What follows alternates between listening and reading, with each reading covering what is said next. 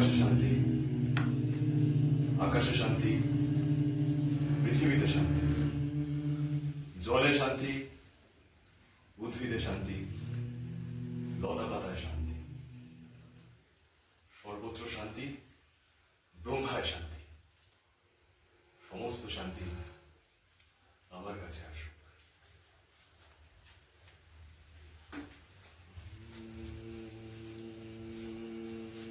প্রণাম গ্রহণ করুন মুনিবর। শুভ হোক। ঋষিগণ, কি উদ্দেশ্যে এটা আগমন? আপনি যে নাট্যশাস্ত্র রচনা করেছেন তা নিয়ে আমাদের মনে নানা প্রশ্ন জেগেছে। সেই প্রশ্নের উত্তর পেতে আমরা আপনার কাছে জানতে এসেছি।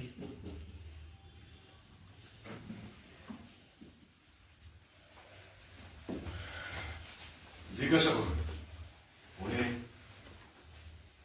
সংকোচ রাখবেন না। গুরুদেব, নাট্যশাস্ত্রের উৎপত্তি কিভাবে হলো? আপনি একটি ভালো প্রশ্ন করেছেন। এটি শুধু নাটককে নয়, বরং জীবনের সারকে বোঝার মাধ্যম। আমাদের পৃথিবীতে ত্রেতা যুগে যখন মানুষ লোভ এবং লালসায় আচ্ছন্ন হয়ে পড়েছিল, যখন মানুষ অধর্ম এবং সংঘাতে তার পথে পা বাড়িয়ে দিয়েছিল, সেই সময় দেবরাজ ইন্দ্র আমাদের প্রজাপতি ব্রহ্মার কাছে একটি প্রার্থনা করে। কি প্রার্থনা? হে ব্রহ্মা, আমাদের এমন একটি মাধ্যম দান করুন যাতে আমরা দেখতে এবং শুনতে একই সঙ্গে একই সাথে পারি, এবং সেই মাধ্যম দ্বারা যে কোনো ব্যক্তি অর্থ, ধর্ম এবং মোক্ষের পথে এগিয়ে থাকে। কিন্তু গুরুদেব, বেদ তো এক প্রথা, তাহলে আর এবং এতে দেখো, আমি শাস্ত্রের মাধ্যমে অর্থাৎ যোগ শাস্ত্রের মাধ্যমে তোমাদের যে বিষয়গুলি উপস্থাপন করি সেগুলি কিন্তু সমস্তটাই বেদের মধ্যে ঠিক নয়। তবে হ্যাঁ, যোগশাস্ত্র কিন্তু নিজেই একটি বিজ্ঞান। যোগশাস্ত্রের মাধ্যমে আমরা বুঝতে পারি আমাদের আত্মার প্রকৃতি কি। কিন্তু সব জ্ঞান একত্রে একটু নতুন শাস্ত্র তৈরি করা কি সম্ভব? হ্যাঁ, সম্ভব। এখন যে নতুন শাস্ত্র বা তোমার মতে যে নতুন বেদ তৈরি হয়েছে, সেটি এমনভাবেই তৈরি করা হয়েছে যা কিনা প্রত্যেক মানুষের জন্য সেটি সহজলভ্য হয়ে ওঠে। আসলে 4টি যে বেদ আছে না, 4টি বেদ সকলের জন্য নয়, কিন্তু নাট্যশাস্ত্র আমাদের সবার জন্য। কারণ নাটকের মাধ্যমে যে কোনো সাধারণ মানুষকে তার জীবনে ধর্ম এবং শিক্ষার ক্ষেত্রে অনেকটি অগ্রসর হতে সাহায্য করে।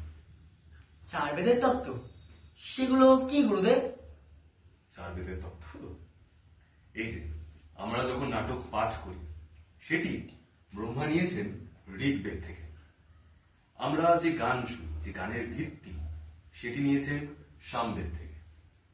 আমাদের অভিনয় এসছে যজুর্বেদ থেকে, এবং অথর্ববেদ থেকে আমরা পেয়েছি রস, নাট্যরস। এই যে 4 বেদ, যজুর্বেদ, সামবেদ, ঋগ্বেদ, এমনকি অথর্ববেদ, এই 4 বেদ থেকে কিছু কিছু কিছু কিছু নিয়ে তৈরি হয়েছে আমাদের নাট্যশাস্ত্র। গুরুদেব, তাহলে নাটক কি শুধু দেবতাদের জন্য তৈরি? একদমই না। আচ্ছা, জানেন ঋষি, আপনার মতোই এই একই প্রশ্ন আমাদের ব্রহ্মাকে কে করেছিল? দানবরা করেছিল। হ্যাঁ, দানবরা বলেছিলেন, হে ব্রহ্মা, আমরা তো নাটক দেখি, আমরা নাটক করি না কেন? তখন ব্রহ্মা উত্তরে বলেন, নাট্যচর্চা বা নাট্যশাস্ত্র সবার জন্য। হ্যাঁ, নাটক দেখলে শোকার্ত মানুষের আর ক্লান্ত মানুষের মনে শান্তি আসে। হ্যাঁ, কারণ তার মধ্যে আছে ভাব, শাস্ত্র, শিল্প এবং কর্মের সমন্বয়। অদ্ভুত সমস্ত জ্ঞানের সমন্বয়, লৌকিক এবং অলৌকিক বহুধর্মী এবং প্রতিনিধিত্বকারী কলা। হ্যাঁ, ঠিক বলেছেন ঋষিগণ। আসলে আমাদের নাট্যশাস্ত্র প্রত্যেকটি কলার সঙ্গম। নাট্যকলা তো একটি অদ্ভুত কলা, এটি শ্বাস নেওয়ার মতোই গুরুত্বপূর্ণ, কিন্তু আমাদের সমাজ এটিকে গম্ভীরভাবে নেয় না কেন? শিল্পকর্মকে কেন অপ্রয়োজনীয় মনে করা হয়? দেখুন ঋষিগণ, আমরা শিল্পী, আমাদের নিয়তির চিন্তা হয় না। আমরা যেহেতু শিল্পী, শিল্পকর্ম করা আমাদের ধর্ম, এবং সমাজে যারা শিল্পের নীতি নির্ধারকরা রয়েছেন তাদের ভাবা দরকার। আমাদের একসাথে ভাবতে হবে যে সমাজে পরীক্ষার মাধ্যম কোনটা হবে, কোনটা হবে না। আমাদের ভাবতে হবে সমাজের মাধ্যমে, সমাজের মধ্যে আমরা মানুষরা কিভাবে সুযোগ পেতে পারি। আসলে নাট্যশাস্ত্র কিন্তু কোনো শিল্প নয়, বা নাটক কোনো শিল্প নয়। নাটক মানে সমাজের দর্পণ, আমার দর্পণ, আপনার দর্পণ, এমনকি আপনাদের সবার সত্যের দিকে যাওয়ার দর্পণ। জানেন ঋষিগণ, রঙ্গমঞ্চ, আমাদের রঙ্গমঞ্চ জাতি, ধর্ম, বর্ণ নির্বিশেষে তো বটেই, তার সাথে ভৌগোলিক সীমা শেষ করে, ভৌগোলিক সীমা অতিক্রম করে আমাদের সমাজকে মানবতা দান করে, এবং এই রঙ্গমঞ্চই পারে সমাজের শীর্ষ পরিবর্তন করতে, এবং এই রঙ্গমঞ্চই পারে আমাদের পৃথিবীকে স্বর্গে পরিণত করতে। নিঃসন্দেহে শিল্প অগ্নির সমাজ তো পশু সমান হয়। হ্যাঁ, এমনটাই আশা এবং প্রত্যাশা মিলিয়ে আমাদের সমাজ শিল্প এবং শিল্পীদের এমন একটি স্থান দেয় যেটাই কিনা তাদের নিজেদের অধিকার ছিল। পঞ্চম বেদ সমস্ত কিছু স্বর্গ।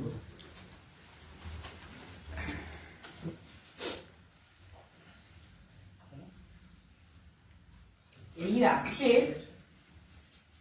রাষ্ট্রের আশা পূর্ণ হোক, হোক, সৃষ্টির এই আনন্দের জগতে সদা সম্পূর্ণ হোক, ধর্মীয় হোক, হিল্লোলিত হোক, উপরের আকাশ শান্ত হোক, সজ্জনরা নিঃসঙ্গ থাকুক, দুর্জনদের বিনাশ হোক। ঋষিগণ, আমার রঙ্গকর্মীরা আপনাদের স্বাগত জানানোর জন্য একটি ছোট্ট উপস্থাপনা করে বাইরেই অপেক্ষা করছেন। আসুন আমরা এখন তাদের প্রত্যক্ষ করি এবং আনন্দ উপভোগ করি। আসুন।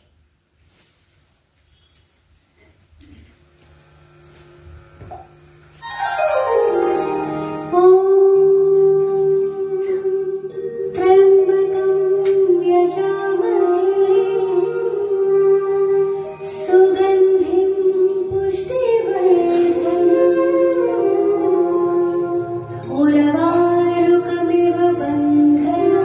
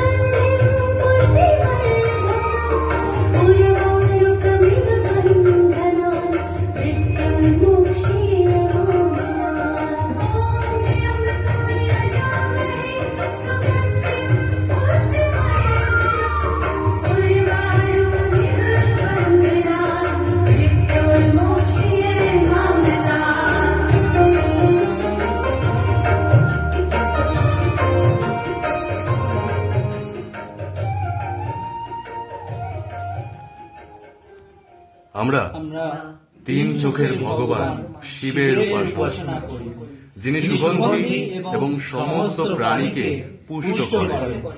তিনি আমাদের মৃত্যু থেকে মুক্তি দিন এবং আমাদের অমরত্ব দান করেন।